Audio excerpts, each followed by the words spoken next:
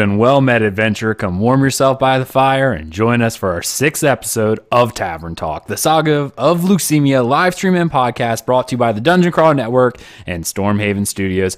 I am the Herald of Saga of Lucimia. Yes, Gio and I made me that title. Aggelos. Yes, we came up with that title earlier because, I don't know, it just worked that way. So that is my official title. It's going to be in the game. It's going to be exclusive to me. They're going to program it. It's going to be amazing. They don't even know they're going to do it. But joining me this evening to talk about the latest alpha build for Saga of Lucimia, we've got Community Manager Elloa over there. How are you, Elloa?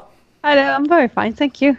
Excellent. Well, it's good to see you on the show again. It's been a while since we've done a show together. Yes, I'm very happy about that. It's always a pleasure to participate to what you're doing. Awesome. And the guy who, well, we drug him along because he wasn't really going to show up, but we made him show up because Tim locked him in a basement. Yes, that is the programmer extraordinaire, Robert. Yeah, I think you're muted again, Robert. Yeah, I'm just writing down that every character will start with the title Herald. Oh! Try to get that in there. So what are you drinking tonight, Robert? I'm having some honey whiskey, seeing as we're in a tavern, and yeah, this is the only whiskey I like. And I'm having... See that green in there? That there's absinthe. Whoops. So this could be stronger than mine. This could be a fun show by the end of this. I don't know. And it's American absinthe, so it doesn't really make that big of a deal. Also joining us, the executive producer over at Stormhaven Studios. Now I got absinthe on my glasses. That would be Tim. How are you?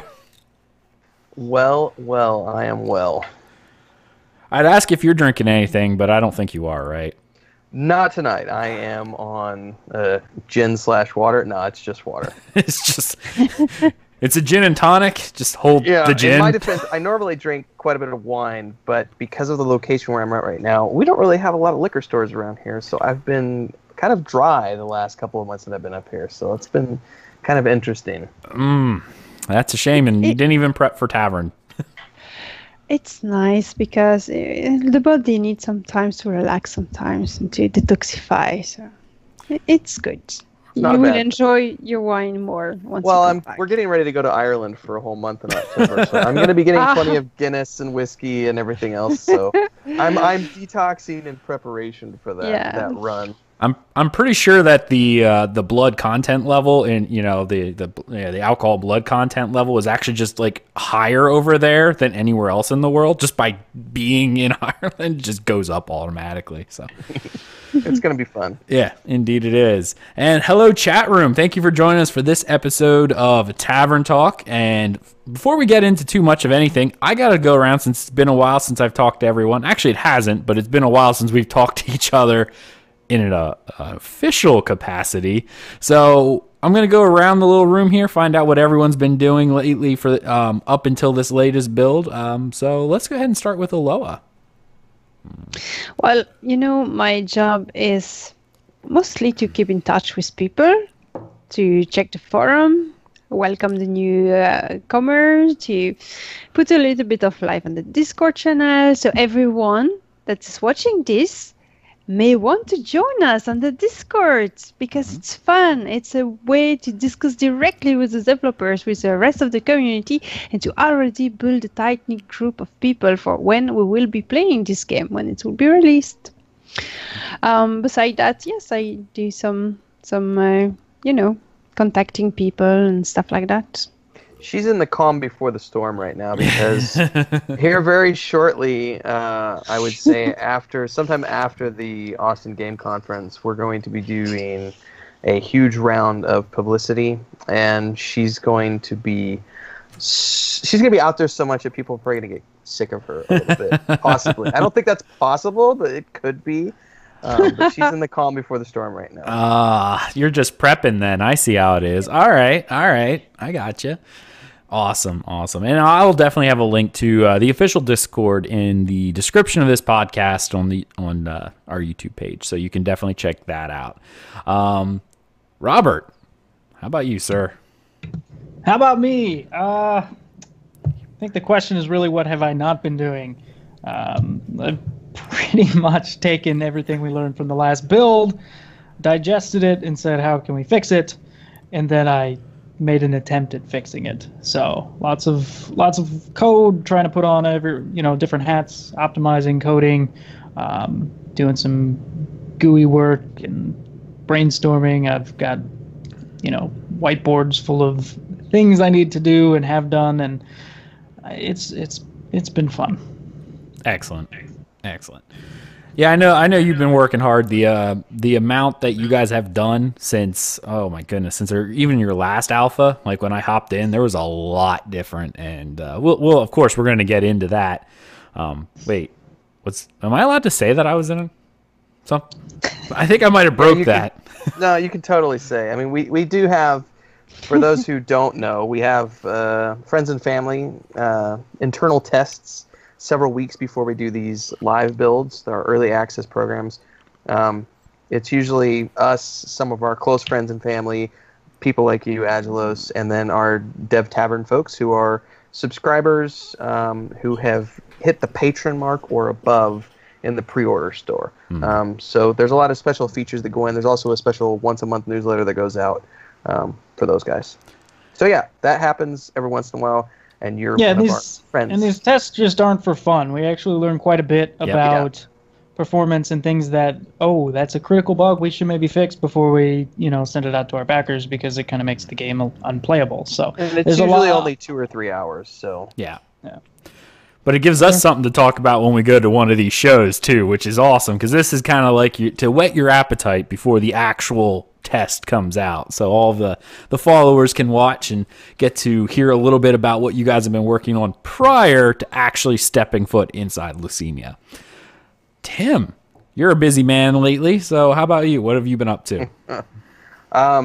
Lots. So on the outside of the game stuff, I have been finalizing the novel, the final draft of the novel. So I'm hoping to have that wrapped up by the end of August, at which point we will start shipping it to agents and see if we can't get a traditional publisher. If we can't, by a certain time frame, we'll just go ahead and self-publish it. So that should be wrapped up by this fall. I got to be in Ireland for the month of October, so when I get back to Cancun in November, December, that's when I'm going to be working on that. My brother and I took the world map that was burned for us earlier this year, and we did the frame for that. We put a YouTube video up for that showing the behind-the-scenes stuff. We did that a few weeks ago. Then I have been working primarily on all the administrative stuff that I handle, and then I've also been working on the Volume 1 in-game storyline, so the actual storyline that players will start at the very beginning of the game. And then I've been also overseeing what John's working on. John's working on quests, dialogue for cities, zones, dungeons, stuff like that. And then also working with the rest of the teams, which is my day-to-day job. Absolutely. That's awesome. And there's also something else we're working on, but it's super secret, and we'll be previewing. We'll be showing that when we get to Austin for the Austin Game Conference, September 20th. Okay, so that's coming up. That's coming up real soon then for you guys. So it'll be here before you realize it anyway. 2 months, yeah. That's going to be there real quick. One final thing before we start hopping into the features. I know Giovanni has been working on it's more of a fun little thing that he's been doing for the community, where he's been asking people if they have ideas for relics and things like that to be put into the game. And he has a little Google form that I'm going to put in the notes, so you'll be able to find it, and you can possibly throw a suggestion towards the team as to what you would like to see a relic, weapon, or armor, or something like that into Saga of Lucimia. Obviously, you get points for originality and sticking to the lore, so that is something that you may want to keep in mind. I wanted to throw that out there for you guys. Anyone who would be interested, any of the backers and stuff who are interested, who haven't done it already, may get an opportunity to throw that in there. And possibly if you do something good, you may see it in the game in the future, which is always exciting. That's actually what they've been working on, to kind of briefly cover what everyone's working on. David's working on music. Joe has been doing in-game art assets, which we're going to talk a little bit about later on in the show. Emma's working on a bunch of assets that we're going to see soon. The world-building team is working on assets and Then we've got basically Nick and Giovanni have been going crazy the last few weeks, taking all of our database items and putting them into spreadsheets so that we can start putting them into the game. We're already starting to see some of those in these live builds.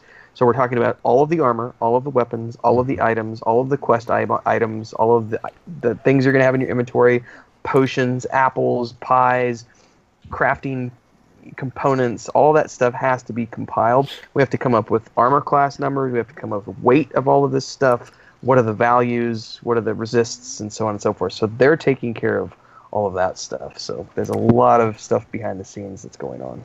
How much of that are you going to have right off the bat, Tim? All of it? In terms of, what do you mean? I made a jab at the live test. Sorry. Yeah. Which we'll talk about. We will talk about that little drama later. I'm just going to say there's a little bit of controversy. No. Anyway, all right. So let's go ahead and just move right on into He's already fading. He's already fading. He's already out of it. Yeah. I can see that. All right, so I'm going to bring this up here on the screen for anyone who's watching. This is going to be a screenshot of some of the new stuff that we are going to talk about here that was in the latest build. Exclusive screenshot, we might add. Ooh, exclusive. Yeah, I should put like the DCN logo on it somewhere so people can't steal it. Oh, too late. That's all right. So what we got here is, you can see quite a few things that are different for this build. First thing that I really wanted to point out, which I thought was really cool, is the actual book, the skill book, right? Like, yeah, it's pretty, yeah. I really like it. Yeah, that was something that was really neat to actually see within the game itself. So I'm actually going to shrink that down so I can actually see the screen there. So pop that down. Put that right there for right now. Perfect. All right, so let's talk about those features. So obviously, the skill book, that's fairly new, right? Like, I believe that's for this patch, if I remember correctly. Yes, that is brand new. Okay. Yeah. Okay. All right. Still Awesome. some typos. That's how new it is. There's typos. What? Yeah. So it was, putting all these masteries in here right now. Right now, everybody, if you take a mastery, you get all the abilities that come with it that we have in our database right now. It doesn't matter of level or anything like that. They're basically all level 1 abilities. And, one of the ways we were like, how do we put them in some way that people can swap things out? And obviously the book comes to mind from, inspiration from like EverQuest and things like that. So it was a lot of fun to program and put in a list. And I think one of the cool things that I enjoy about it is the buttons are actually linked to the ones on your ability bar. So when you see cooldowns on your ability bar, they're actually cooling down in the book as well. So it very much mimics what's going on in your ability bar, which I just thought was cool. No, definitely. I think that's... I miss the days of the old spell book. I remember having a spell book in Ultima Online that you'd actually have to learn, and when the spells went in, you'd put those in. And World of Warcraft early on had a spell book that you'd be able to open up and you'd be able to see. But then over time, it's just become a menu game, and you lose a little bit of something. I mean, yeah, it's a game, right? But a lot of times when I'm playing MMOs, I'm playing them to live in a world, to experience something that if I want to just go play a game, I'll go play chess or I'll go play a MOBA or something like that. Like, those are games to me. MMOs are a world, and there's a difference when you actually make your menus and you hide them in something that makes it feel more tangible and immersive. And I really, really like that. It was something that was really, really cool. At least I thought Glad so. you liked it. Yeah, it was not lost on me. As soon as I opened up, I'm like, oh, spellbook. Yes. Yeah, I mean, It's gonna be a lot more coming to that too. Yeah, I mean, it's tricky because like a lot of the menus, like the inventory and inspection windows and loot windows and things like that, you'd like to build them into things like that, but at the same time, they have to make sense, Mm-hmm. So obviously the book makes a lot of sense for that. I think you'll see more of that coming along when we get some kind of quest and or journaling system in. Obviously, these things are going to share similar qualities that, hey, it's in this book of mine. And I like to think of it, and maybe Tim has a different idea of like, I'm out adventuring in the world and it's like, oh, I have all this catalog of abilities that I've learned, so I can pull out this book and kind of refresh my memory, and that's like putting it on my skill bar. Or I can, maybe I have a marker on the top where I switch to a different chapter, but essentially it's like, oh, now I'm looking at my quest journal or something like that, you know. So it's something you kind of want to imagine yourself doing. Tim has these wild fantasies of like, oh, you pull up and you look down and your book's out and you turn it with real hands, and I'm like, all right, you program it, Tim. Got to scale down. He's trying to prep you for the HTV Vive. You're ready for VR implementation at that point, so you can. Yeah, and I mean stuff like that would be fantastic, but at the same time, I've got to get stuff done. So yeah, you know, you got to make compromises here and there, and it's not to say that this is the last iteration, because how we're working on this is it's a very iterative process, and like here's just a first, you know, approximation of what we hope to become something better. So. Mm-hmm. Absolutely. And I mean, hey, this if you look back on our YouTube, like at youtube.com/Dungeon Crawl Network, look at one of the very first videos that Asteldian and I did for Saga of Lucimia. Look back at one of the very first ones we've done, and then just like, and of course you'll be able to see it from the stream. And I actually am probably going to be, I can stream that. Yeah, I can stream that, right? When it goes live on the August one, I'm going to say yes. Yes. They don't think I can, but I'm going to. No, I'm just kidding. I wouldn't Absolutely. break NDA. But I'm actually probably going to stream that on the channel, so you'll be able to see that video and that change as well. But I mean, even from the screenshot, which I'll pull back up here, I'm only pulling it up so you can see our faces from time to time. The game looks a lot different from that first one way back when. That's actually, what was that, like 2 years ago almost? I almost want to say like 2 years ago, if I remember correctly. Probably somewhere around there, yeah. Well, it was around the time that the pre-order store launched, which, it's about 2 years, September 2015. Yeah, definitely 2 years, almost 2 years ago. You could see, like, there wasn't even a character window at that point in time. So, I mean, obviously, this is an iterative process, and they keep adding all these different new things. One of the things that I'm going to pull this back up, looks like we got stats and combat effects. And resistances. Like you could see it down there on the actual paper doll. You now actually have status effects, or not status effects, like modifiers to your stats, resistances, and all those other combat effects like bleeding and fun things like that. So let's go ahead and talk a little bit about that. Yeah, so that was one of the primary focuses for this release for me, was to improve part of the adventuring sphere and essentially get some sort of combat effects so we can have things happen when you do things. Because previous iterations of our combat system was essentially like, I sent some damage to a bad guy, you know, so that whole concept needed to be kind of reconstructed and rethought in how that happened. So it's not, when you attack now, you send some damage to a bad guy. What happens is it receives a combat effect. You know, this is kind of like a base thing that everything has. So even an auto attack has a combat effect that has, you know, here's the die, here's what kind of damage it is. Do I use the weapon delay, et cetera, et cetera. And, you know, all these things go into the calculation, and the server says, oh, thank you for this information. This is what you're trying to do. First, obviously, it does some checks and says, can you do this? Should you be able to do this? And can you do this right now, taking into account cooldowns and things like that? And if it does, then I'm going to apply that effect to your target. And that effect can be either a long-lasting type effect or a instant effect. So instant effect would be like direct damage, things like that, that just do some damage and they're done. Long-lasting effects being, heal over times, damage over times, or, you know, anything like that. And that's actually applied to the target that you're targeting, and then it has to get broadcast over the network. And so we've done a lot of fun stuff with that and getting that going. And I want to stress that this is just a first pass at this. It will be iterated again, probably not next cycle, but the cycle after that, to kind of clean up some code and make it more flexible, basically. Because as you grow and as you program these type of things, you start to learn more and more about what you need. You're like, I wish I had this, or I wish I had this. So you actually get a broader scope of like, this is what this thing needs to do. And that's why it evolves so much as, you know, the game progresses. Nice. Yeah, absolutely. I'm all kind of set up because I realized I didn't have something set up there. But okay. Okay. I know what to talk about. I know what I'm talking about. He's also not gone into, there's a lot of stuff, because before he gets to the point where he can program it, I think Yeah, Tim, there's insane. Oh, you there, Tim?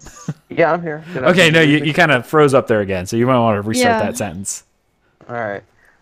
There's a lot of stuff that was going on behind the scenes in terms of before he even got the programming that, where we've had to talk about how do these effects work, how long do they get applied for, can things stack, in what cases should they stack, in which cases should they not stack, and we've also had a lot of talks about how does because we're working based on an elemental magic system, which sounds great on paper. It works really great in the book, but taking what's in the book and turning it into something that makes sense in a game setting is something completely different. So that's been, I wouldn't say challenging, but it's definitely been another part of the iterative process, is figuring out how to translate that from book to game setting. Mm-hmm. Yeah, and there's a lot of subtle things that, we didn't think about or come up with until I'm in the middle of programming. I'm like, wait a second, what if this happens? And then, we start this discussion on our, internal Slack, and we're like yelling at each other about, no, it can't be this way or it can't be this way. And, so it's a lot of internal processes to just kind of brainstorm about, well, what do we want this to look like, and how do we accomplish that without, making it an impossible task to do. So. Absolutely. The one other thing I noticed that was added into the thing, which, okay, so now I'm going to have to tell a story, because this is a tavern, so what are we going to do? We're going to tell stories. So I log into Lucimia, and I'm just like, wow, look at all this stuff. And Robert's like, hey, why don't you come over here and right-click on Tim, which was a mistake, by the way, and look what you got. You have an inspect now, which was something that was really cool. Yeah, no, that was really cool, until I saw that Tim had all these really awesome gear that he clearly didn't earn, and he's a hacker. So can you tell us a little bit about being a hacker there? It's just the perks of being the boss. Yeah, so the reason, this was literally put in the last minute. We have a GM zone that we do a lot of testing and things like that. So I set up these chests, which they're basically self-replenishing chests that contain all of the loot in the game for different tiers of monsters. And I put them in the game for one reason. That single reason is to prevent him from ninja looting. So he could, because, he likes to take everybody out and say, let's go on an adventure. But he's like, oh, well, I'm just going to deck myself out. And I'm like, Tim, I understand we're making this game Having for us, been the raid leader and the raid tank for many years, as anyone knows, the tank gets equipped first because he's of the front lines. Everyone else kind of falls behind him in importance. Yeah, but Tim, you need to understand that when you do a weekend test, it's the people that need to enjoy the discovery of the loot and the joy, and you can refrain yourself because you're big boy and you do not need that loot. It's just it's an impulsive click click click click click. The best part of it is Tim is decked out with the best game we currently have, or the best gear we currently have in the game. We're out killing boars, and he's still ninja looting. He's still taking stuff. It's ridiculous. I thought that would stop him, but apparently it did not. So, Elloa, as community manager, I think the first job that you have right now is you have to ban Tim. Just ban him from his own game. But in the same times we cannot do that. So what I suggest is during the weekend, you come in my group, and you are always a group of Tim. And so you come in my group, and I will promise you, I'm not a ninja looter. I'm the contrary. I never loot anything. So you can have all the loot you want. If you come in my group, in my team, you are guaranteed to have everything. And in my defense, I will actually only be on photo and video recording duty with my brother this next test. So everyone will be free, and I will not be available for looting. I really don't believe you. I don't either. I definitely don't believe you. You got to start working on that. If name equals Renfail, auto delete gear. Just have it generate zero anything. Yep. You know? No, he gets nothing ever. I think we should have it. If name equals Renfail, take money from him and charge him for trying to loot. He loses gear and it actually drops onto the corpse that other people can pick up. I think that needs to happen. So obviously with the inspections, that was just actually, again, something that was brought into this iteration that was pretty neat, because now you got your full paper doll, which once again, I'm bringing up the screenshot. You got your full paper doll once again, that you have all your different slots, and it's all represented within the game. You can actually see the gear you put on. It actually looks really, really awesome. The other fun thing that I noticed, which I don't even have on my list, and this was in a previous build, but I don't think it was quite working the way that this one is. And if you see on the screenshot, you have your masteries list. We were actually leveling those up this patch. Like, you could actually see the progress bar go up, and you would actually get more skill level. But yeah, it's been that way in previous iterations, but we've made it a little clearer now. Yeah. And a little more polished. Yeah, you never had the ability to see what masteries you had in previous builds. They did level, but there was no like, oh, let me see what masteries I have and how far in progress I am. It was kind of a mystery at that point. So we thought it was pretty important. Yeah, we thought it was pretty important to have people have a sense of progression, because if you're just sitting there bashing on stuff, you have no idea how long it's going to take you, or any sense of progress really, until you see that thing that says you've increased your mastery. Something I would like to underline is the look of those little box and this menu. It's really make me think about an old school Diablo game or something like that. I think it's really cool. We drew a lot of inspiration for there. We had a lot of good conversations about how we were going to do the inventory system in specifics, and that's really what we kept coming back to is we really liked the Diablo style. We've actually, I think the one change which we all felt was a positive change, during our last build, we had a lot of commentary from people that they felt that the inventory was a little too small, a little too restrictive.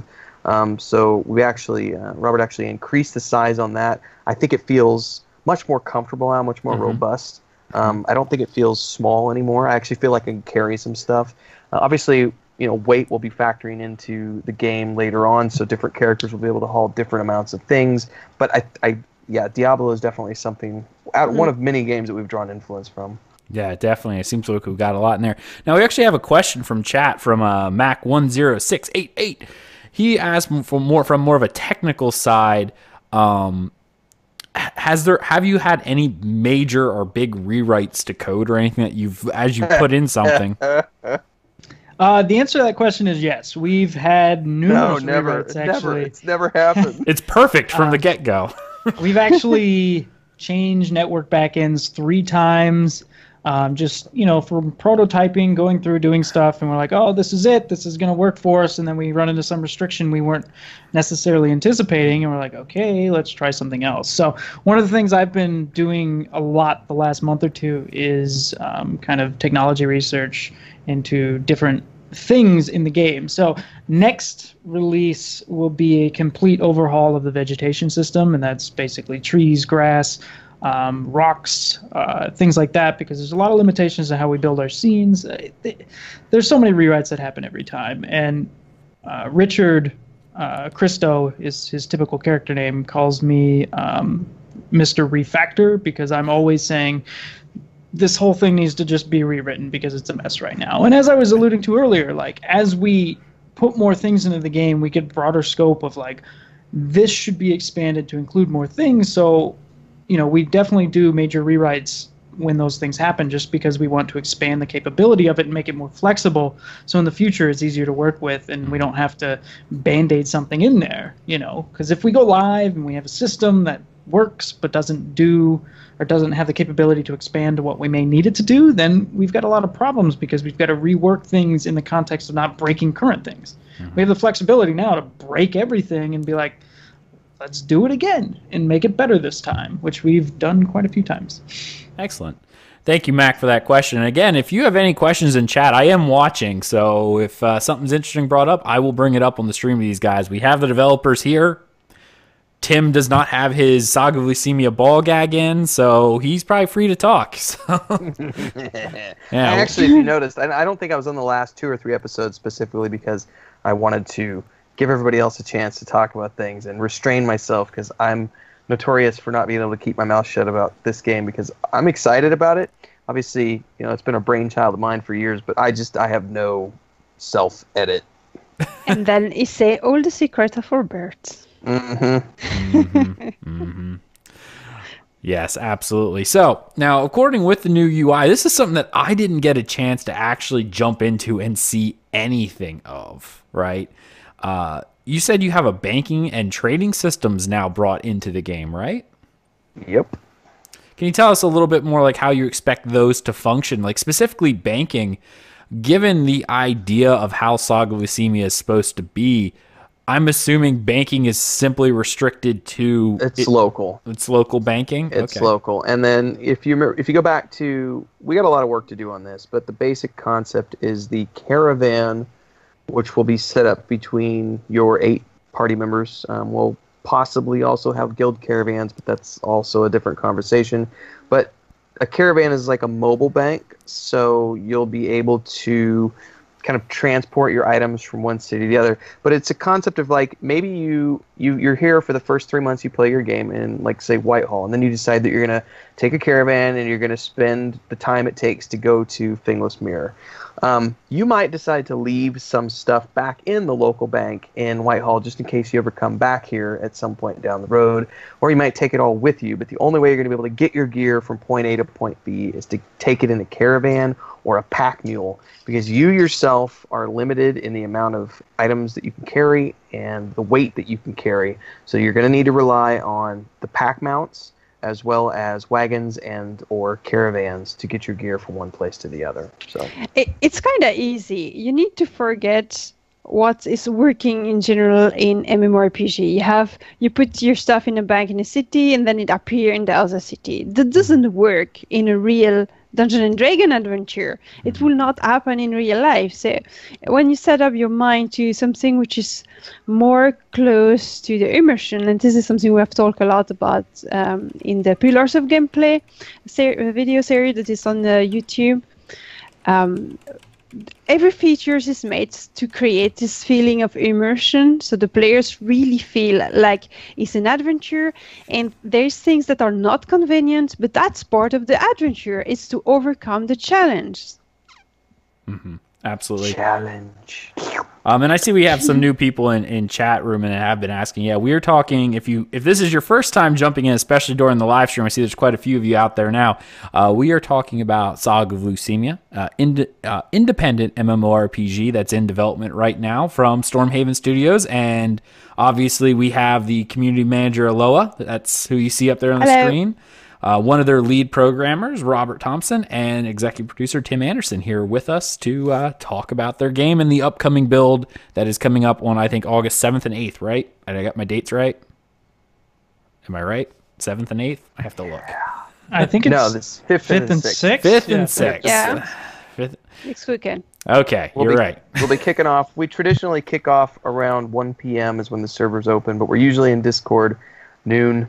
Like around noon, 11:30 noon, just to hang out, get the group together, talk about stuff, and then kick the servers off. We usually do 2 to 4 hours of bucket kicking stuff at the beginning. So we ask people to go around and do specific things, test specific items, and then the rest of Saturday and all day Sunday up until around midnight, the servers are up, and we just let people run around and do whatever they want.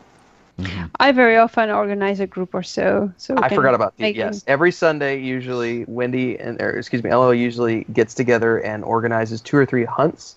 So players who want to go out and participate in hunting ogres and wyverns and lizardmen and stuff, she organizes groups to go out there and do that stuff. So yes, we'll have a schedule posted up on the forums closer to the date once we have the build links available and etc.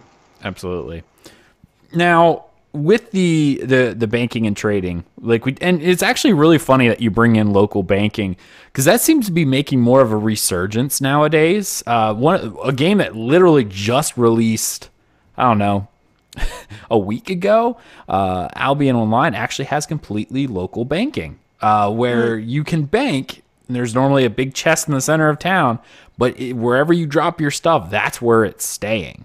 Now that game is very different from Saga of Lucimia because it has a very heavy PvP element, where Saga has no PvP, it's all PvE. But the idea of you have to take the gear with you, and you have to come back and get your gear, or if you're planning on moving completely, you have to grab it all and haul it to where you're going, with like pack animals and whatnot, in order to make it something that you can actually use later on. And you better keep a notebook too, because the only thing I thought about when I hopped into that one was, man, I really hope I don't forget stuff in this bank. And I'll come back like 2 years later and went, oh, I forgot I had that. I forgot I had those dragon teeth that I needed for that epic weapon quest that I spent the next 6 months, hunting. Yeah, exactly. Yeah, I've been farming these forever, and I had them already. So that's probably a problem. So yeah. Now this is something I'm really sad that I don't have a screenshot of. I'm really sad about this, but you guys said I've seen some pictures, and I think I remember seeing one on the official Discord, which again I will provide a link to that in the description of this show when it goes on YouTube. The coins, because you guys now have a currency built into the game now that you can at least collect, right? Yes, sir. Now, I think while you guys are talking about that, I'm gonna see if I can find the image. I'm gonna send it to you real quick. So just hang on a sec. Okay. Yeah. So this is the first iteration of currency in the game. Obviously, currency is going to play a big role in how, player-driven economies and buying things from NPCs and things like that. Right now, there's nothing you can do with the currency besides trade it. So we're hoping to get some, sort of people wanting to sell the gear that they salvage and maybe cannot use, see if they can sell it for money. I mean, the money doesn't do you any good right now, but it does drop off of monsters, and it is tradable. So it's just kind of the first step into us being able to do stuff with it, Right. Now, and here's something I actually have a question about. Are you guys taking into account any type of loot tables where, I guess, money would only drop off of things that actually would be carrying money? That's a question for Tim. That would be a question for Tim. I was sending a coin. What was the question? Are you guys taking into account any idea of loot tables to where, you ever see those funny videos of, yes, I have no idea why a fox would have 200 currency and a magic fire ring. No, I personally would like to see it be more realistic. So humanoid mobs will be dropping coin. Wolves and bears and boars, yeah, not really. Gotcha. We'll see what happens, though. I mean, because it's going to come down to playtesting, and there's some places where we have to concede. Maybe this isn't actually reality, and in order for a player to progress, he's in this region where there's just bears. Maybe for the first 10, 20 levels, of their mastery, all they have to fight is bears. We can't just leave them out in the cold and not have any money. So there's going to be some playtesting, and who knows? Maybe they ate a human that had money in their pockets, and so there's ways we could potentially get around it. But for gameplay reasons, we may include some of that. Maybe they'll drop a reduced amount. I don't know. We haven't really gotten to the loot table. Yeah, it's like the bear ate a guy's coin purse. And when you harvested his body, there was 4 old, half-digested copper coins in his stomach, But hey, there's still copper coins, they still count. Yeah. Snakes can kick. And I actually have it right there, the copper coin that is brought in that Tim just sent me. This is the alpha version, which it has a lot of detail in this thing. So I know you were saying there were some challenges Joe did a really good job with those. We had to do 3. We had a gold, silver, and copper. And he actually spent about a week on each one. I told him to be as detailed as he want. One of them has the face of King Terrell. I'm not sure if it's that one or the gold one. And then I told him to use. He actually created with Emma. They've actually created a glyph language, which is going to be coming. It's very similar to those people who are hardcore into Star Wars: The Old Republic. They actually have the actual alphabet in another language, and if you're familiar with that, you can already see it in the game in the targeting reticles on the ground. You may not have noticed, but when you target something and there's something on the ground that spins, on the outside of that are actually those glyphs that Tim are talking about. Mm-hmm. And those are going to be featured prominently throughout the game as we get deeper into working with the lore and needing to know phrases and actually needing to learn the language of this world to be able to progress through the game, not just be able to click on something, but actually have to know it you as an individual. Right. No, that's actually really cool. I was actually going to bring that up because I'm looking at this going, I see glyphs. Is that something you just randomly threw together, or is that something you guys made? That's actually really cool.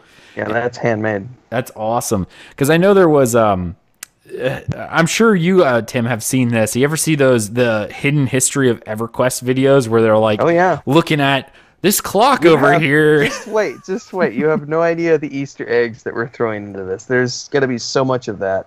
For players who really want to go deep into the lore and to really immerse themselves in the world, there's going to be plenty of those types of experiences. Nice. Now we do have a question here, and I'll ask it, and you guys can say it. Mac10688 asks, like, what job positions are you guys looking to most fulfill these days, if any?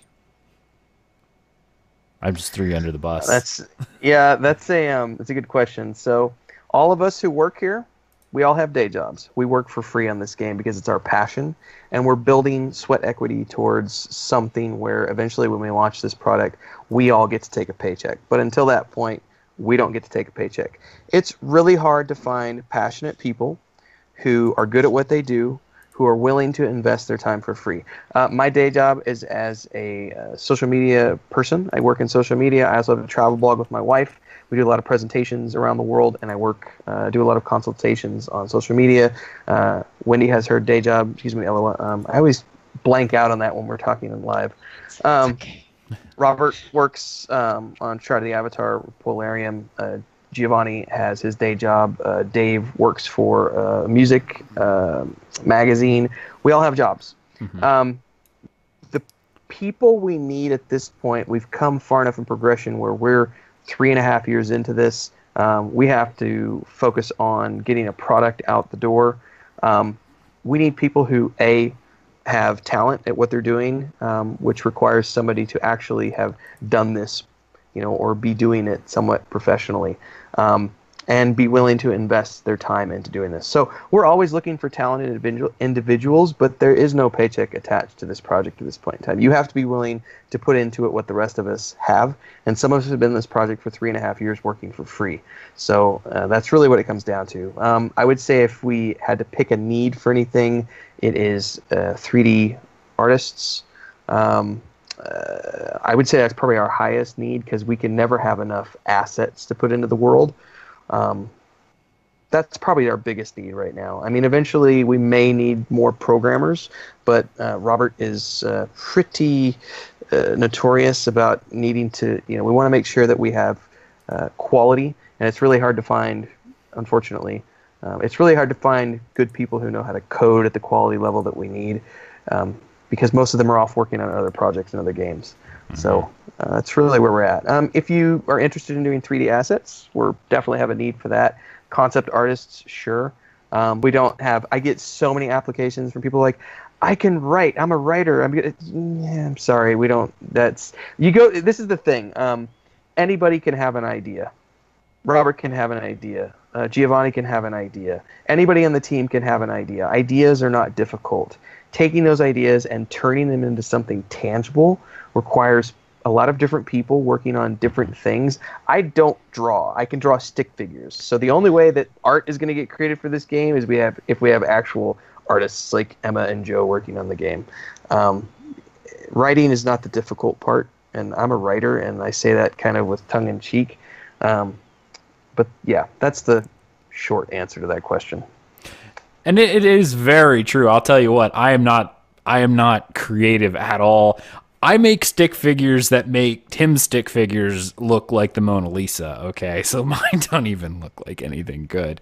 So yeah, it takes a lot to be. I so look up to all the creative professionals that Tim has on his staff. I know we did, what was it, episode 5, we had one of your artists on, and it had to have been Joe. It was Joe. Yeah, it was Joe.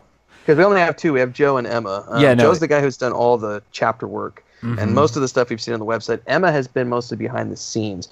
Emma has done almost all of our concept art for the Ellen High. We've shared some of that on social media over the years, but most of it we haven't shared. She's done a lot of the concept art for the Dwyer as well. She did about half of the artwork that you see in the lore trailer, which we were talking about briefly before the show. And it's playing in the center, actually, just without the sound.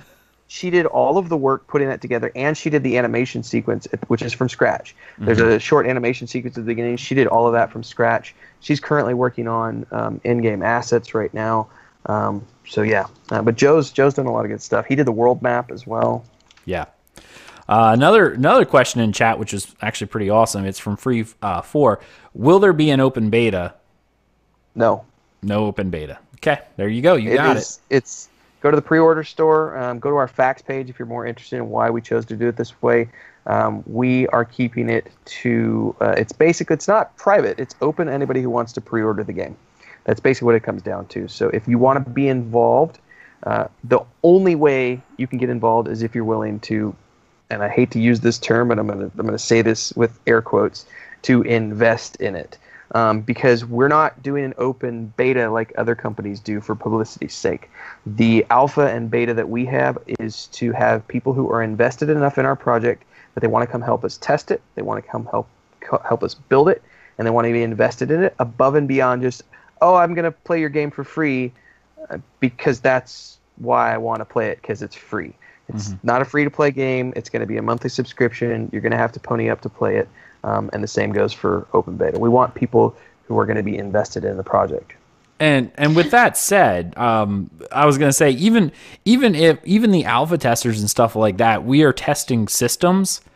I don't think any of us have actually seen the world that is being created. We're thrown into test beds. We're in there to test systems. What we're testing now isn't even indicative of the world that is going to be Lucimia. Which is also why there's no NDA in this place at this time, because what we're testing is features and mechanics. The real stuff, that's the actual storyline, the actual zones, so on and so forth, those people will be hand-selected, and there will be an NDA for that at a later date, and we will be working on that with people who have shown their worth over the time that we go through this alpha. You need to understand that this game is more aimed to be like a Dungeon and Dragon campaign rather than a classical MMORPG. So the secret of or to not share spoilers is extremely important. We don't want people to make guides in advance for the release of the game, or create a wiki with all emplacement of the good stuff to get. We want everything to be a surprise, a discovery, and yeah. And if you're at all interested, go back and check some of our other Tavern Talk episodes. You can go to youtube.com/dungeoncrawlernetwork.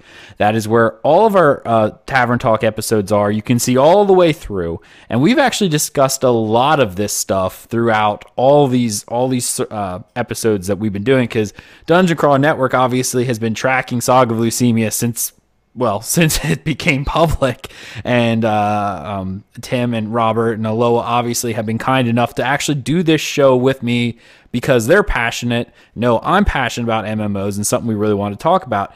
And we actually talked about a long time ago, like the idea of wikis and how they kind of destroy the adventuresome spirit of games. And I believe we even talked about having it so that as the game progresses, master trainers and stuff moving to different locations and only leaving clues. That way, if someone did write a wiki, it's gone. Or you go to the spot where the wiki says the person is, and there's just like a half-drawn note saying, "Yeah, I left." Good luck. Do you guys remember when Lord of the Rings Online first launched? They had their own official version of kind of on the website. There was a official wiki. We do have an internal wiki. We will be fleshing that out with specific hand-selected people over time, so that when we launch the game, there will be a place for players to go to find information about general zones, general cities, etc. But we really do want to limit that, because we don't want players to be able to go on there and say, I found NPC A over here. And that's one of the other reasons we've talked about in previous episodes. One of the things we're going to be working on is, and it's a little bit of work, but we will be changing where NPCs are for lore and storyline purposes, and we will not be updating players in the patch notes with those changes. So if someone puts that player X found this person in zone A, the next person that goes there, doesn't find him and goes, what the hell?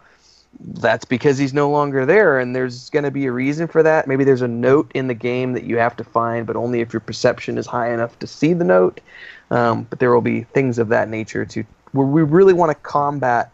It's the unfortunate reality. As much as I love technology, and as much as I myself use these crutches when I'm playing Elder Scrolls Online or something, and I'm like, I can't figure out this stupid puzzle, and I go to a YouTube video, and I'm like, oh, cool, I can just, and now I'm done with it. As much as even I use that, we want to try to keep that from happening in our own game. So you cannot cheat. You're forced to Yes. find it out by yourself. So it's a real adventure. And the goal here is that it doesn't matter what happened. And what I'm going to say is very philosophical. You can apply that in real life as well. So whatever happened is going to be your story. So it's only going to be good. It doesn't matter if you fail or if you succeed. What matters is that you have lived an adventure. Mm-hmm. Absolutely, yeah. And I mean, that's one of the reasons why I'm very passionate about the project. I'm not on their team. I'm just a guy from the outside who every once in a while corners Tim when no one's looking and tries to get answers from him, you know, because that's what I like. I have a passion for these games and a passion for what these guys are trying to do. And that's why we're talking about it now, because they have some really awesome ideas, something that honestly, you know, this game has definitely an old school feel, but honestly, I would almost say that it's never been done before at this level. It's new at this level, because even the older school games that were slower and things like that didn't quite do what these guys are trying to do right now. So it's really exciting. So definitely check them out. You can check out their FAQ page. I've been linking their website, sagalucimia.com, in the chat nonstop. So there you go. I mean, check them out. They're really awesome, and they're really down to earth people too. So that's why I like working with them. They're awesome. And Lies. Don't you know? Haven't you paid attention to Massively OP and MMORPG.com? Like, I am the biggest threat to MMORPG players. Yeah, and actually, that's why I like you the most, because I hate the PR speak. I hate it with all my being. It's in my eyes, it's creative lying, in which case you're immediately misdirecting people, and it drives me nuts. So that's why I like Tim so much. It's great. So I would like to react to a comment written by Free. He say, "Damn, making guide and creating wiki is my thing." There is always place for people that want to create guides. It's just that you will not be able to create guide about the specific location of something else. But there will always be a possibility of helping, teaching newer players with how to get into the game, how to, I don't know, find the mastery, how the system works. As this game is so different from other game, it will require also people that can genuinely share their experience and to warn other players that this is not a new World of Warcraft, this is not a new EverQuest, this is not a new Elder Scrolls, this is not a copy of Ashes of Creation, this is Saga of Lucimia. It's different. Mm-hmm. We had a really good, somebody had a comment that I responded to in the forums today, where they were making the traditional argument that why would anybody ever want to use a two-handed weapon because it doesn't do enough DPS. To break pikes. And it's like there are so many, the players whose first reaction is to put DPS above all are going to constantly hit their heads against brick walls in our game, because there's so much going on behind the scenes that we're doing in terms of creating a game, especially with what Robert has been working on specifically with this new build, with all the combat effects. There's going to be a lot going on where there's going to be elemental resists, there's going to be physical resists, there's going to be all of these different effects going on behind the scenes. If you don't bring utility in your group, if you're not countering those effects, if you're not using crowd control and snare and root and slows and all these things, you will die constantly. Yep. And there's a lot of other things that come up during the gameplay that we're working on in terms of traps and puzzles and the like. It's not just about DPS, it's about having a well-rounded group, where we've talked a lot in Master episodes and Pillars of Gameplay episodes on our YouTube channel.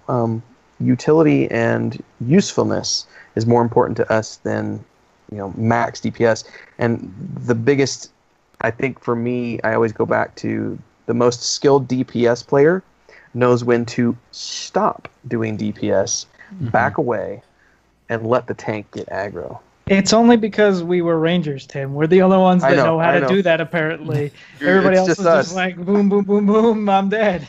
I like No one else played early EverQuest 1 Ranger where you had to learn to just back the hell off, you know? Yeah, but it was great because, like, if you wanted aggro, you could Instant. get it. You're like flame lick and taunt at the same time.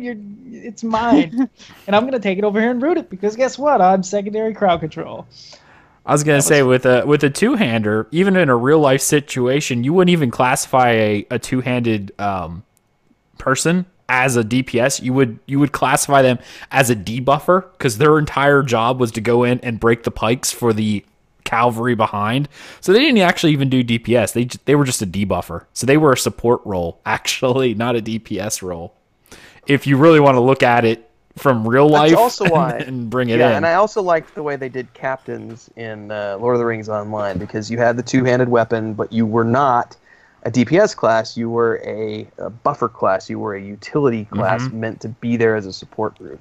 Yep, and that's definitely what a two-hander would be. You would be support well, I don't know how they're programming, but that's how I would envision it, is a two-hander would bring more support than DPS. Whether it's crippling or whatever the case may be. All right, so those are awesome. Keep those questions coming, guys. That's been really awesome that we've had such an active chat room tonight. A lot of questions. I will ask them because I have no filter. So there you go. But we did actually have one last thing that we really wanted to talk about before we end off this tavern talk, and that was the first iteration of a quest system was brought in. And this was actually really neat because we kind of needed a wiki, which was Robert, to start off, because one of the unique things is it kind of reminds me of some of the newer single-player games. Like, if I remember correctly, I believe Witcher 3 doesn't actually have... maybe they do now. I was trying to remember, but I think you can turn them off. There's no exclamation points or anything for quest. It's all... There never will be. There never will be. It's awesome. So go ahead and tell me about that. Eventually, the way I envision it, obviously, we have to find compromises into how we can actually program this and to make it fun for players at the same time. But the way I've always envisioned it is that when you walk into a city scenario, you'll have random conversations, NPCs that are saying things around you. And if you pay attention to what those NPCs are saying, they can lead you to things that are happening in the surrounding environment. Like maybe these two women are talking over by the well and they are mentioning something about, there's been reports of something happening at these farms to the southwest. And you hear it once and it's like no big deal, but then you hear it from like 2 or 3 other townspeople. Maybe I should go to the southwest and check out what's going on at those farms. You get down there and you find that there is a local farmer who's been being attacked by bandits and he needs you to help fend off the bandits. That's a very good example of that. Rather than having exclamation points or some sort of notification system that person has a quest, you will be getting lots of tips from the NPCs in general conversation happening around you. And then there's going into and hailing the tavern keeper or a random person in the street, and you hail them and you get a conversation system that pops up. Maybe it's just information. You, as the player, need to pay attention to that information. It might just be gossip, it might just be rumor or hearsay or local gossip, but it might be something important leading you to a quest giver somewhere down the road. And then there's the actual quest givers themselves, who in some cases will straight up offer you a quest as you go through the conversations, and in other cases we will be looking at locking those conversation trees, if you would, by things like needing a specific intimidation skill or a diplomacy skill, or needing to speak a specific language to even talk to the NPC in the first place, needing to have a certain faction to progress the quest, needing to be able to craft something for that person to get them to talk to you, so on and so forth. Which means, once again, that this is really going back to a real role-play game.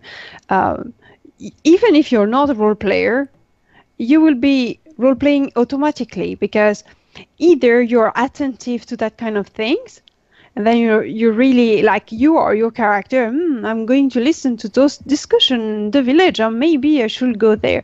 Or you will be rushed past because you're distracted. and that's your role, and you will just go hunt in the woods with your friend, and you will completely ignore, and you will say, but there's nothing to do in this town. And this is so much like it will happen in real life as well. And that's the mechanics of the game. The game really force you to really be into it. And you can be into it the way you want.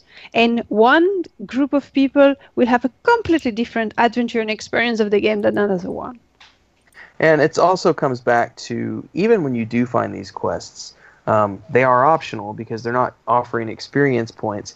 So if you come into the scenario that Elloa was just saying, where you come into a city or a town and you're like, no, there's nothing to do here, maybe that's your group's scenario. Maybe you get there, nobody has anything useful for you, you don't find anything interesting, you don't talk to the right NPCs, you don't pay attention to what the townsfolk are saying, and you decide that you're just going to head northwest with your adventuring party, and you ride until you find a ruin that looks interesting to you, or a cavern, or maybe you find a cabin that has a ranger NPC. Who knows? You know, there's lots of stuff out there to see. But yeah, there will never be anything. There's no mini map. There's no quest tracker. No mini map. No little waypoints telling you where to go for quest updates or anything like that. You've actually got to pay attention to the dialogue to know where you need to go. Pay attention to the dialogue clues in terms of what you might need to do when you get to a certain place. That's all going to be very, very important. Mm-hmm. Absolutely. It definitely adds that level of immersion, because if you had someone that needs help, maybe you'll see an NPC who might be acting weird or something like that, and then you can go ask for help, or just go talking to people to find out, or heading to a tavern and listening to the local chatter would be the way to get clues as to what's going on. You wouldn't see just exclamation points all the time. And I gotta jump in here real quick, because somebody in chat said, I spam enter on all NPC dialogues. If you do that in this game, you are screwed, because you will never know where to go. You will never know what to do. You will never know anything about anything. You have to pay attention in this game. You can't just spam your way through the dialogue. You can imagine you're speaking to someone and that person is answering you and you're doing you can't, I'm not listening, la la la.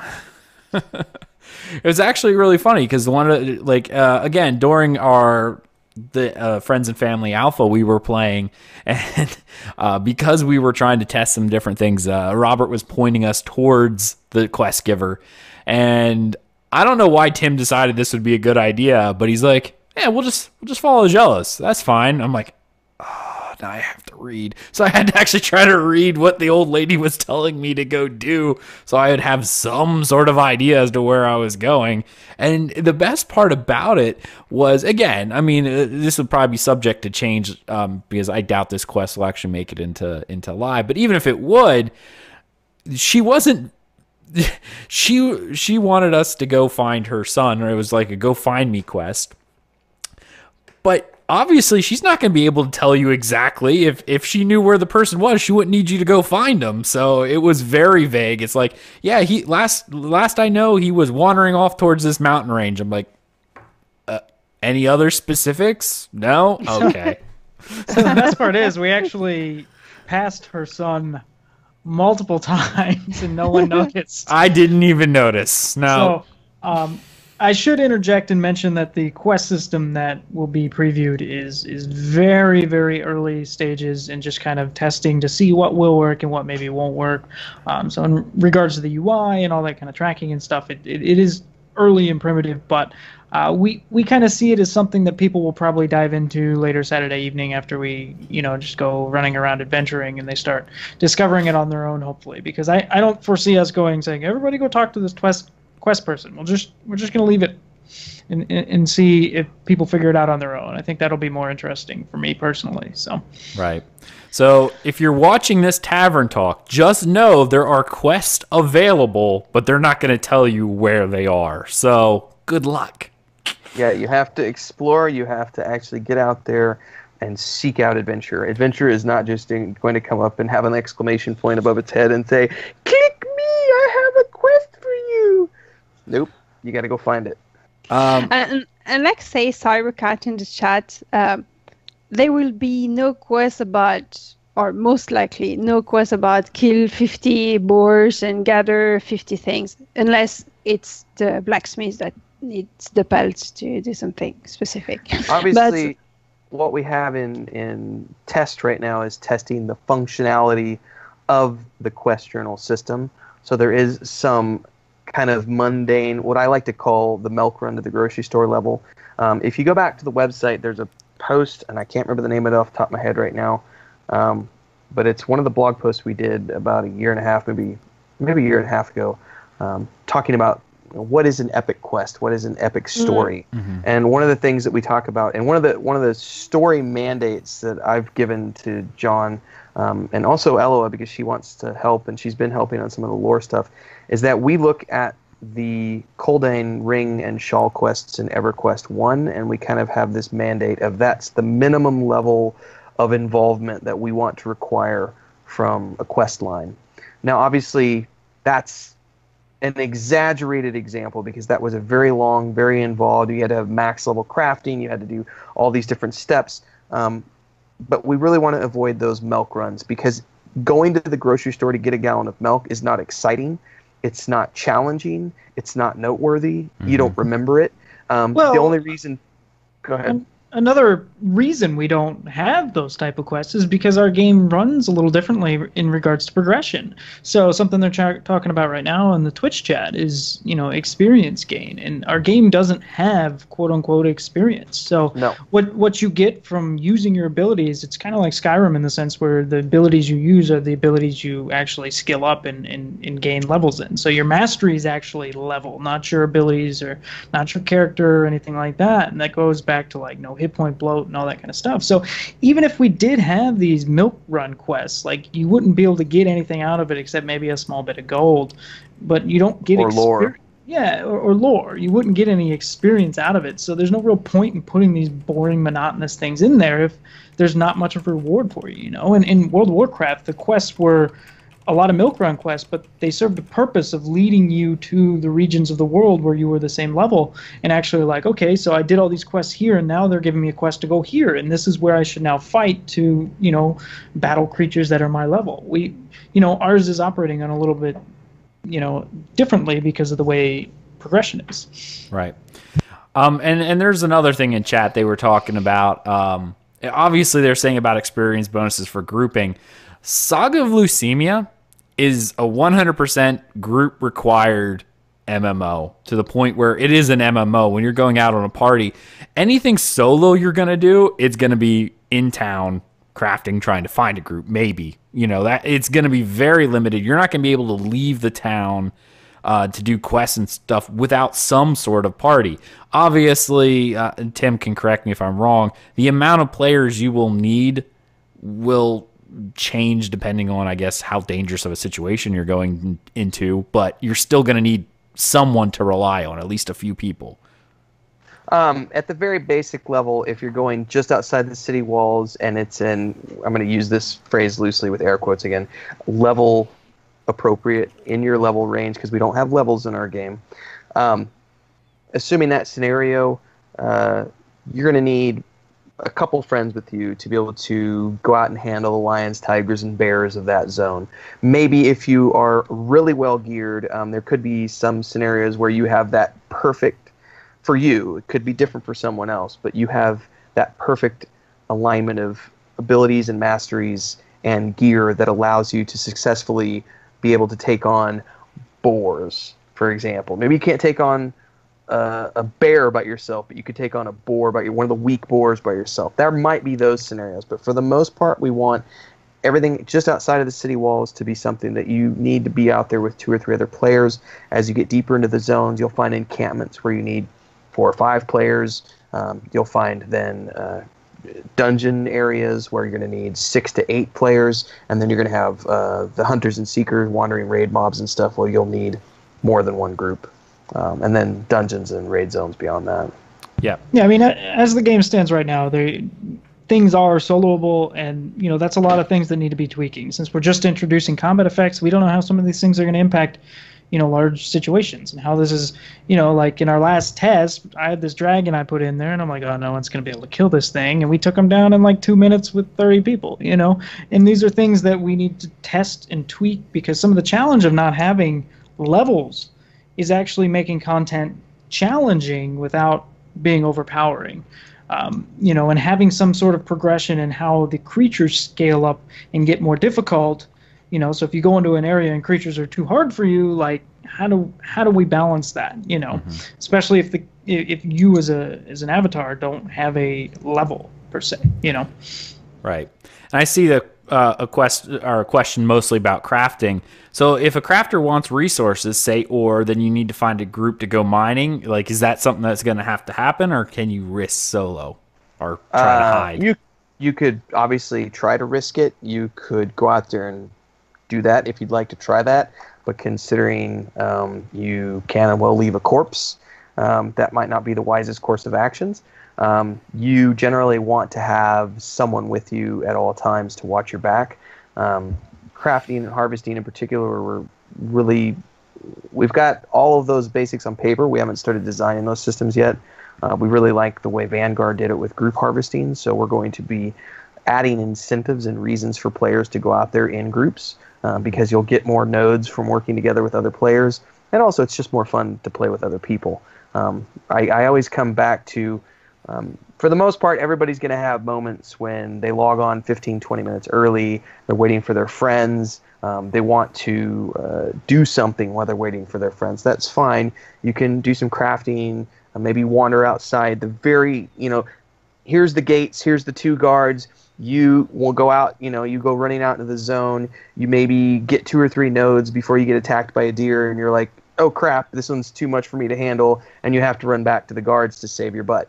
Or maybe you're in a zone where you're a little bit higher in terms of quote-unquote levels, and you can take on that mob without too much of a difficulty, but obviously you're not going to get anything from that as a reward because it's a gray mob, those scenarios. But I always look at it and say, people who want to play a single-player game should go play a single-player game. Mm-hmm. This is an MMORPG. While there will be things you can do on your own, things like lore and wandering in a city, talking to NPCs, role-playing with other characters, even some aspects, but not all, because crafting in our game is also group-based. For the most part, everything you do in this game is going to be based on getting together with other people. Might only be 2 or 3, might be 30, it might be 10, it might be your full group of 8, your caravan, but all aspects of the game require some form of teamwork. It's also important to underline the fact that crafter in this game will be important and will play a role in combat as well, sort of. Or like in dungeon, you will need crafter to repair doors or to unlock traps or the contrary, whatever. Mm-hmm. Which means that if you want to gather minerals, you will be, let's do a minerals party or let's do a mining party, and you will go mine with the miner, the tank, the healer, and the DPS, and together you will go do that. It's an adventure in a group in a dangerous world. Once again, it is nice to immerse yourself into the situation and remember that the rules of this world are not the same than other games. And Elloa, I'm glad you brought that up. Like with people nowadays get the idea of crafting as more of a solo thing, but this is going to bring like a renaissance to those quote unquote crafting guilds of people who only like to do crafting, especially if it's a group activity. Crafting guilds once upon a time that would have crafting nights would just be a bunch of people going out mining or whatever. There wouldn't really be interaction. You could almost do it by yourself. Most crafting guilds nowadays don't even talk anymore because there's really no need to. But stick it in the guild bank. All the assets are there. Yep. You can log in, just go grab what you need from the bank. You never talk to each other. When we were playing Vanguard, one of the things we did was we had DKP, and one of the things we did was we had 2 nights a week where you earned DKP, and we just went out and group harvested. That's what we did. Mm-hmm. We went out and harvested assets for our crafters. That's why we were one of the first guilds on our server to have boats, first guild on our server to have homesteads, because we were actively involved with crafters. And crafting is, in terms of priority, crafting is at the very bottom in terms of coding, because we have a lot of adventuring stuff that has to be done before we get to that. But in terms of importance, it's on an equal level with the adventuring sphere, because everything you do as an adventurer revolves around having crafters in your party, and everything you do as a crafter revolves around having friends who are as adventurers. So they are interdependent and rely upon each other for the way the system is designed. Absolutely. All right. That was awesome, guys. I think that's going to bring us to the end of this episode of Tavern Talk. I definitely want to thank Elloa for coming on, Tim and Robert, and Giovanni also down there in the Twitch chat handling a ton of questions. He has been the man on the ball tonight with questions in chat. So I shout out to Giovanni because he's awesome. And he's actually also part of the Saga of Lucimia team. So anyone who's actually been talking with, I guess it's Eldarin in the chat. So there you go. So now you know who I'm talking about. He is also part of the Saga of Lucimia team. He's one of the developers there as well. So he's been handling a lot of questions in the chat, and it's really awesome. So before we go, we'll go around and let everyone say, whatever they want. And if there's any upcoming events, I know Elloa will probably want to take that. So Elloa? Yeah, so the event, the 5 and 6, they will be group organized. So please, if you have already pre-ordered the game, come. If you have not, read on the forum, see if it's a game that will interest you, maybe pre-order so you can take part of this event. Gather on our Discord. Even if you just want to discover and know a bit more about the game, you have no idea, please just join us. You can ask questions. The developers are there every day. Renfell is there every day, and just participate to the community. Absolutely. That's great. Yeah, definitely check us out. I know I'm going to do my best to be streaming during the live stream event so people can actually see what we're doing during the testing. Obviously, just as a note, this is well, I want to say pre-alpha. It's alpha. But it is alpha. It's not what normal people, or I shouldn't say normal people, modern MMO developers call an imported game and call it alpha when it's not really alpha. So we are testing a game. But it's still tons of fun for us to do. It's awesome. So keep that in mind. Robert, what are your plans going forward after this update and all that fun stuff? So after this release, I'm going to be focusing on, I've got to look at my whiteboard here, a lot of what I'm hoping to get to is the AI refactoring, because right now most of the AI are pretty dumb. They just kind of run around and they chase you forever.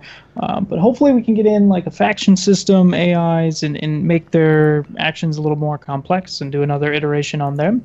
Also work a little bit more on the loot system and see if we can get some sort of better than just random items.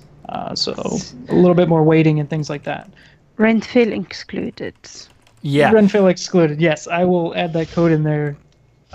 Just to block him out.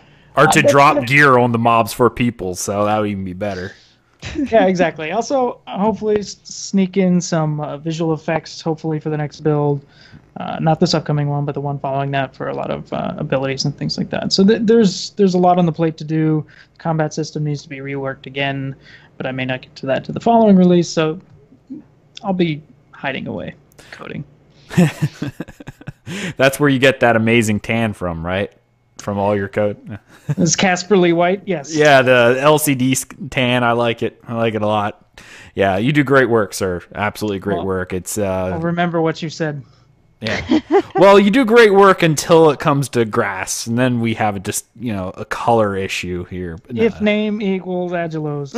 Well, he did it again in the last test. The green vibrant grass. Yeah, the eternal green, eternal Robert green. That's what it should have been called. I told you, I'm making a golf course zone, and you're just gonna have to deal with it.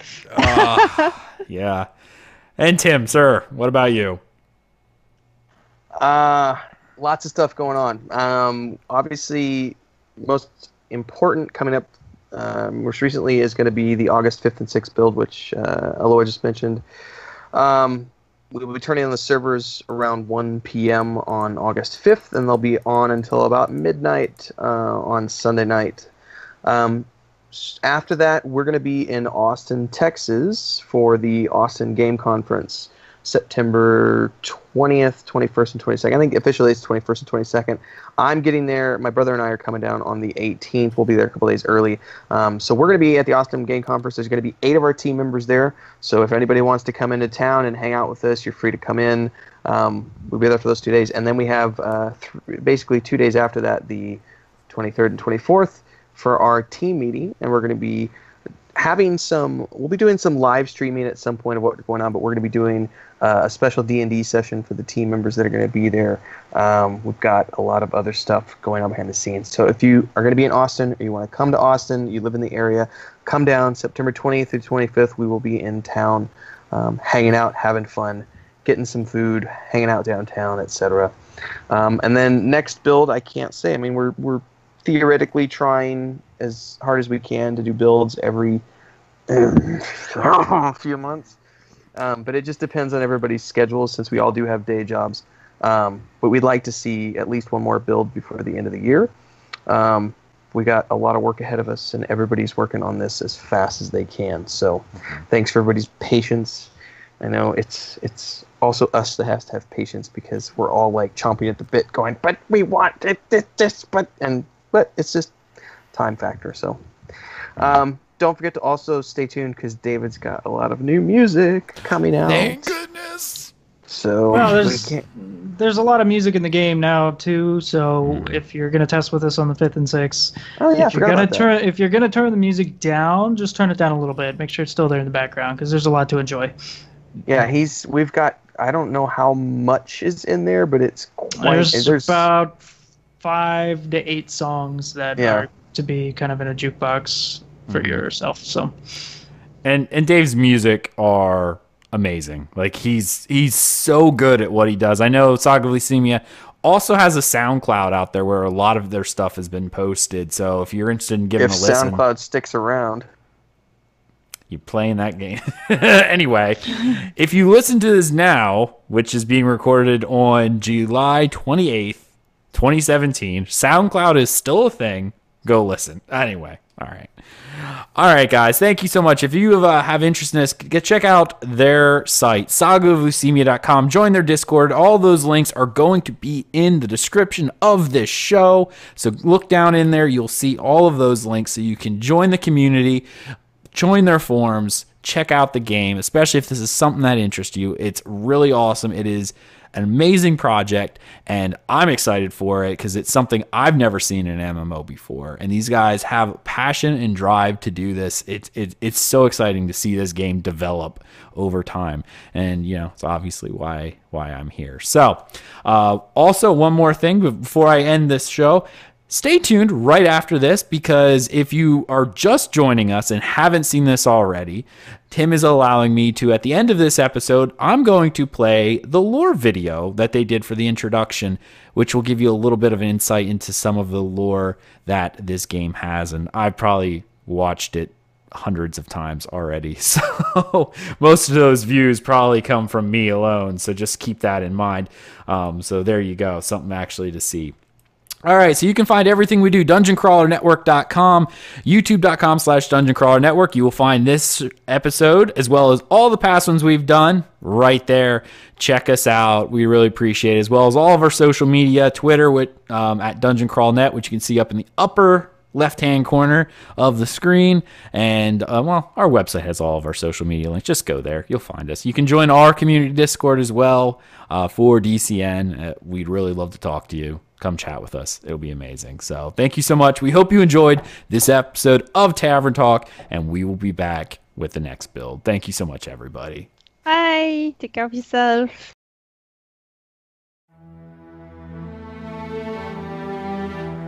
In the beginning, there was nothing. Then there was a word. Light bloomed for the first time, and with it, darkness followed. For shadows cannot exist without light. And so it was in the beginning, when the Word created the Book of Knowledge and the Book of Life to govern all of existence. And along with it, the Eleni to speak the words and bring life and wisdom to the world and govern it according to the tenets written within. For thousands of years, the Eleni governed the land under the guidance of the first son, Chaldean, who read from the Book of Life and the Book of Knowledge. Life flourished, evolved, and brought forth new forms and races. First, the Dwerhe and dragons, and then beyond, eventually leading to humans. For a time, everything was in balance. But then, the shadows began to spread, finding footholds in the darkest corners of the planet. A great earthquake laid waste to the homelands of the humans. As their islands sunk beneath the waves, their only hope lay in the open seas and what they would find beyond. The shores upon which they landed were already populated by two of the elder races, the Eleni and the Dwerhe, both of whom had been living in peaceful coexistence for thousands of years. They welcomed the humans with open arms, extending to them an invitation to recover and gain their footing. Unlike the elder races, who were immortal and bred infrequently, humans spread like wildfire across the land, eventually establishing a vast network of kingdoms that required governance. Chaldean established the Order of Adepts, a body of humans, Dwerhe, and Eleni who studied under him. Each adept was the master of a given element, and together they roamed the land keeping peace, curing illnesses, helping to cultivate crops, and lead the people in a life of plenty. For 2,000 years, the adepts governed the land until a young human by the name of Tamroan was introduced into the ranks. He became the first human in the history of the adepts to master more than one element. He grew jealous of the immortality of the Eleni and Dwerhe. Through great treachery and dark magic, Tamroan attempted to steal the Book of Life. Chaldean caught him in the act, and a great battle ensued. Beaten, Tamroan fled with the help of his dark magics, taking with him the Book of Life and fleeing across the seas to the land of Sunaria. While his power was great, he was unable to fully control the flow of energy from the Book of Life without the guidance of the Book of Knowledge. The raw magic converted his soul into a twisted, darkened aspect of energy, a powerful, undead lich. Under the guise of the Lich King, Tamroan converted the humans of the realm of Sunaria into his army. War followed. For nearly 500 years, the Eleni, Dwerhe, and humans of Lucimia, led by the Adepts and the Archmage, mounted an assault on the realm of Sunaria. Eventually, the Lich King was defeated, and the Great War came to an end with his disappearance. The Book of Life remained unrecovered. Chaldean deemed humanity unfit as a whole, and took the Book of Knowledge and retreated into the depths of the Elamir forest, cutting off contact with humanity. The Dwerhe retreated to the mountains and shut their gates. The Eleni separatists, formed out of a hatred of humanity, split from the Eleni, made their way east, and settled in the Blackmoor forest. Over the next 500 years, the last remaining human adepts died off one by one. Magic went with them. Now, all that is left behind are the architectural masterpieces the Dwerhe once created, as well as ancient dungeons, scrolls, relics, and books that the Scholars Guild protects at all costs in a vain attempt to retain as much mastery over their once great power as possible. Over time, however, their ability to control the relics, decipher the runes and texts, and tap into the once powerful magic is fading. You are born into a world where magic is nothing more than a distant memory. Mankind gets things done with the sweat of their brow and with their own two hands, and the days of adepts and magic and spells and elder races are nothing more than myths and legends.